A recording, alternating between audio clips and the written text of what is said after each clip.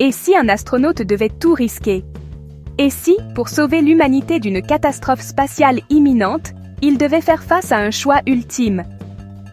On regarde souvent les étoiles avec émerveillement, en voyant les astronautes qui s'y aventurent comme des explorateurs et des scientifiques. On voit leurs visages souriants à la télévision, on entend parler de leurs expériences révolutionnaires. On imagine une vie à flotter sans poids, contemplant la magnifique boule bleue qu'est notre planète. C'est l'image que les agences spatiales présentent soigneusement au monde. Une vision de progrès, de précision, d'exécution parfaite. Mais derrière cette façade polie se cache une vérité bien plus dure, une réalité faite de dangers constants et de la possibilité de catastrophes à chaque instant. L'obscurité de l'espace ne pardonne rien. C'est un vide où la moindre erreur peut avoir des conséquences irréversibles. Chaque mission, chaque sortie extravéhiculaire, chaque seconde passée en orbite autour de la Terre, c'est une danse au bord du précipice. Les astronautes qui s'aventurent dans ce vide sont bien plus que des esprits brillants. Ce sont des personnes d'un courage immense. Ils s'entraînent pendant des années, se préparant à tous les scénarios imaginables, sachant que leur vie dépend de leur formation, de leur équipement et de la personne qui flotte à côté d'eux. Là-haut, à des centaines de kilomètres de la maison, il n'y a pas de place pour l'erreur. Leur bravoure n'est pas toujours bruyante ou célébrée par des défilés. C'est souvent une résolution intérieure, silencieuse. On pense connaître les histoires de l'exploration spatiale. On a entendu parler des premiers pas sur la Lune, des exploits héroïques comme Apollo 13. Ce sont ces récits qui ont forgé notre compréhension de l'aventure humaine au-delà de notre monde. Ils nous inspirent et nous rappellent ce que l'on peut accomplir ensemble.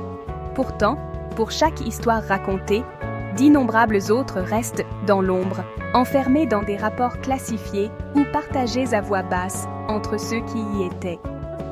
Ce sont les histoires de sacrifices silencieux et d'actes de bravoure incroyables, jamais célébrés publiquement.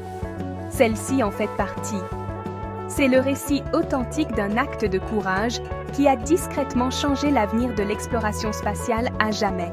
C'est une histoire qui révèle les pressions cachées et les décisions prises en une fraction de seconde qui définissent la vie à bord de la Station spatiale internationale.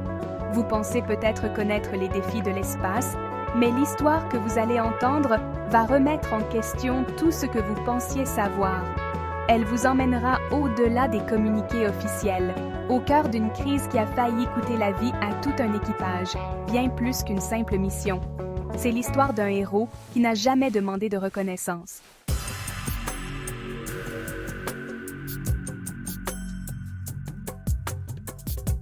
Imaginez-vous dans l'endroit le plus isolé qui soit. Un sanctuaire métallique fragile, entouré d'un vide infini et mortel. L'aide n'est pas à un simple coup de fil. Elle est à un monde de distance.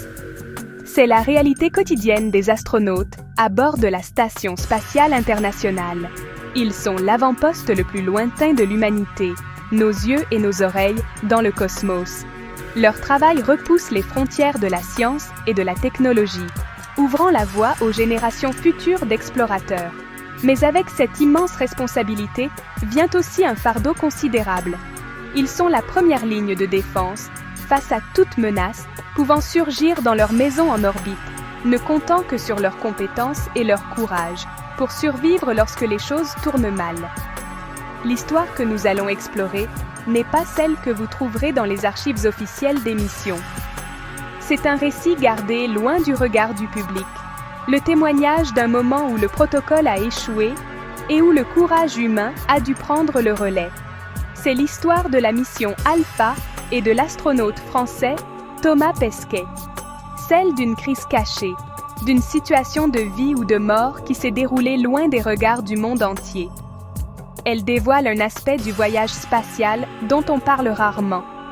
Ces moments où les astronautes doivent dépasser les ordres et tout risquer pour le bien de la mission et de leurs coéquipiers.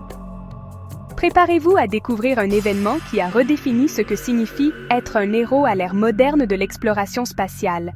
Il ne s'agit pas de gloire ou de célébrité.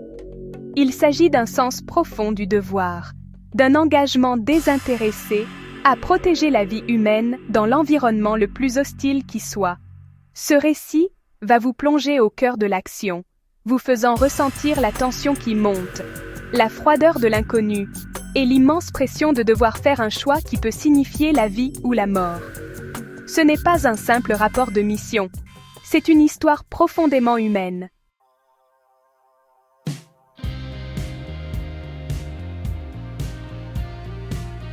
En 2021, l'Agence spatiale européenne a affirmé ses ambitions avec Mission Alpha, incarnée par Thomas Pesquet.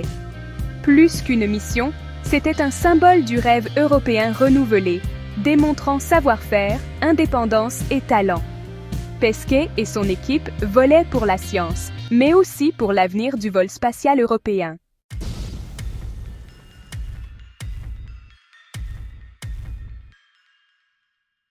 Le 23 avril 2021, tous les regards se tournent vers le pas de tir 39A du Kennedy Space Center.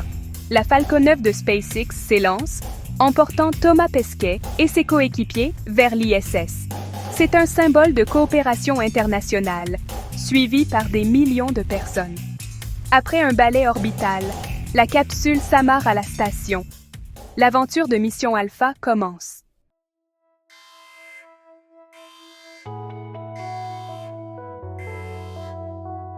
La vie à bord de la Station spatiale internationale, c'est une routine ultra structurée, rythmée par un emploi du temps millimétré et des tâches dictées par les centres de contrôle du monde entier.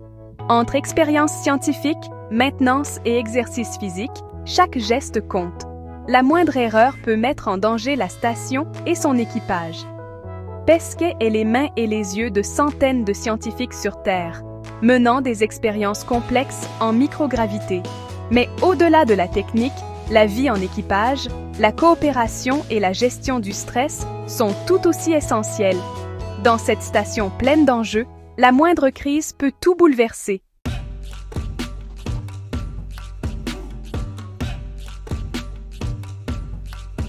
Les mois à bord de l'ISS ont transformé l'extraordinaire en routine pour Thomas Pesquet.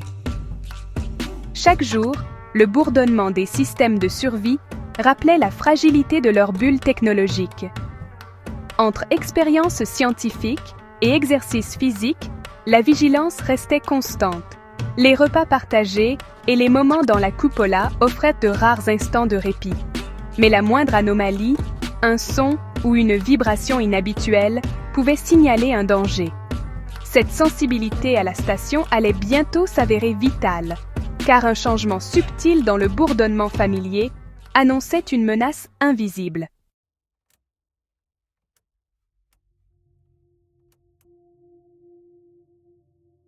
Le premier signe de problème n'était qu'un clignotement discret dans les données, ignorées au sol. À bord, Pesquet et l'équipage percevaient un sifflement aigu et une vibration étrange dans le module Columbus. Pour eux, ces détails étaient des signaux d'alerte. Les diagnostics au sol ne révélaient des riens. Mais l'inquiétude montait. Les anomalies se multipliaient, le sifflement devenait persistant, la vibration plus forte.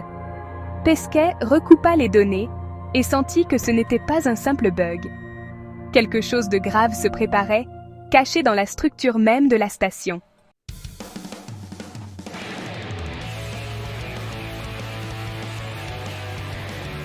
La stabilité de l'ISS dépend d'un équilibre délicat maintenu par des systèmes sophistiqués. Les vibrations et l'instabilité croissante forçaient les systèmes à compenser sans relâche. L'anomalie, discrète mais persistante, échappait au protocole d'alerte. Pesquet alerta le contrôle au sol, mais sans preuve, il ne pouvait qu'attendre. Une fissure microscopique dans une vanne de refroidissement s'agrandissait, masquée par la complexité du système. Le temps pressait. Si l'alarme sonnait, il serait déjà trop tard.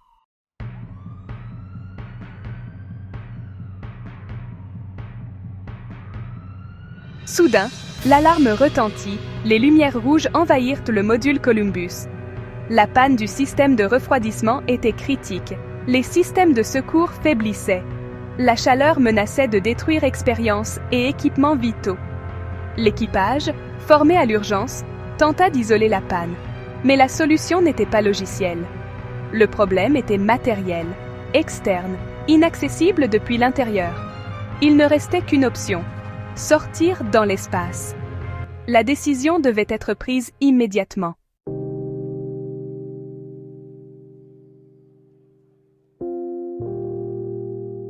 Face à la crise, un débat tendu éclata entre l'équipage et le contrôle au sol. Les ingénieurs recommandèrent d'attendre, mais Pesquet refusa l'abandon du module. Il proposa l'impensable, une sortie extravéhiculaire d'urgence pour forcer la vanne défectueuse. Le silence tomba. La proposition n'avait aucun précédent ni protocole. Pesquet argumenta avec calme, fort de sa connaissance du système. Pour lui, agir était moins risqué que d'attendre. Sa détermination fit de lui un leader prêt à risquer sa vie pour sauver la mission. L'équipage et le sol comprirent. Il fallait tenter l'impossible.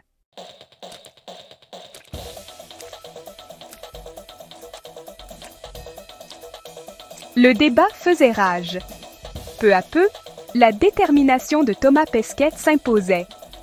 Ses coéquipiers, d'abord hésitants, voyaient en lui un leader calme et pragmatique. Face à l'urgence, la décision reposait sur quelques épaules. Après un silence tendu, le feu vert fut donné. « D'accord, Thomas. Tu as le feu vert pour le va. » Plus de retour en arrière. Le choix était fait. Tandis qu'un homme affrontait le vide, toute l'équipe œuvrait pour lui donner une chance de revenir vivant.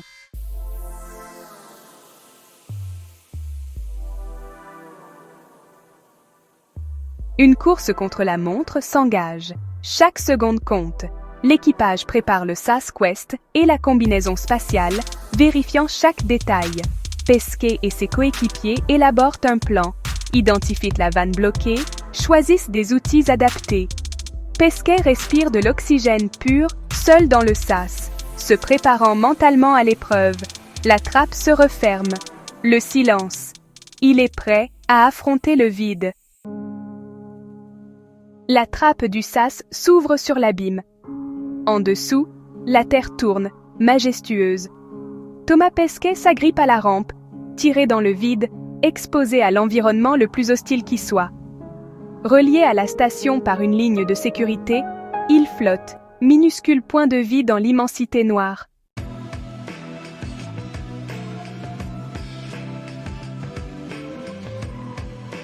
À l'extérieur du module Columbus, Pesquet s'ancre solidement à la structure. Devant lui, un paysage complexe de câbles et de panneaux. Son défi, trouver et réparer une vanne givrée, coincée, alors que chaque geste demande patience et précision. Le temps presse, l'oxygène diminue. Il se concentre, prêt pour une ultime tentative.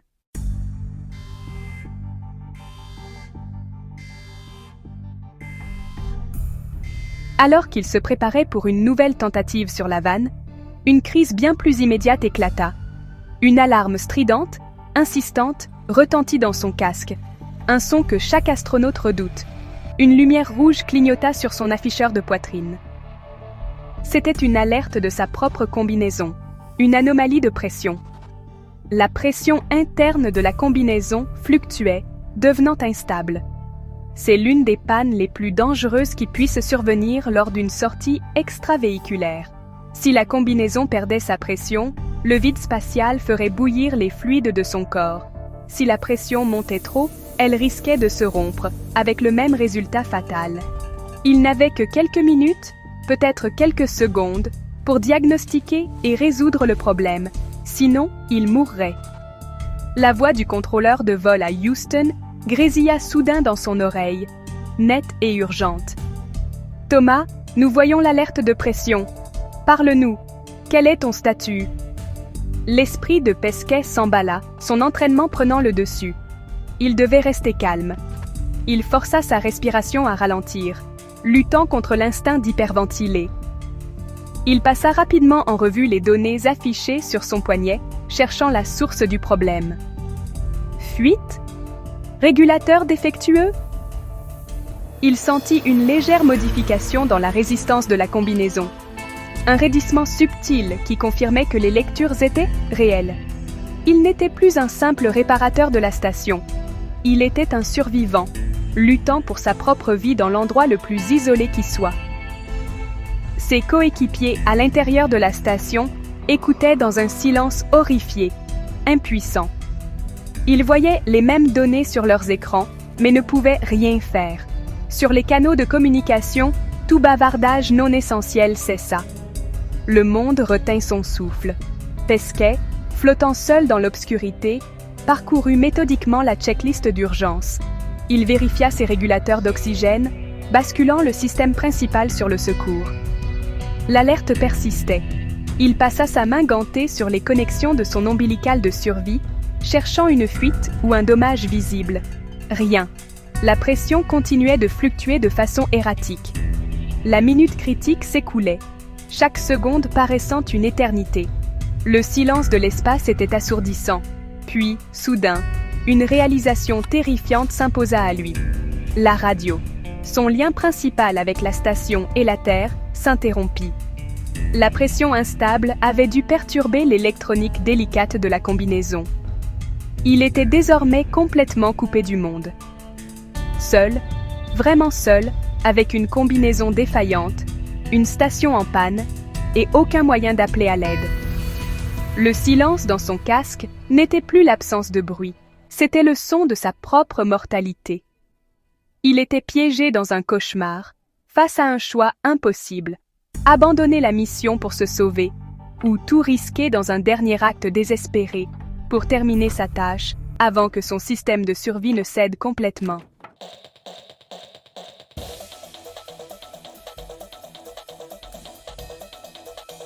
À Houston, la tension était insoutenable. Quand la radio de Thomas Pesquet s'est tue, ses signes vitaux ont disparu des écrans. Le silence s'est installé, chaque seconde amplifiant la peur. L'espoir s'effaçait, remplacé par une résignation sombre. Le monde retenait son souffle, suspendu à un mince fil d'espoir dans l'immense silence noir.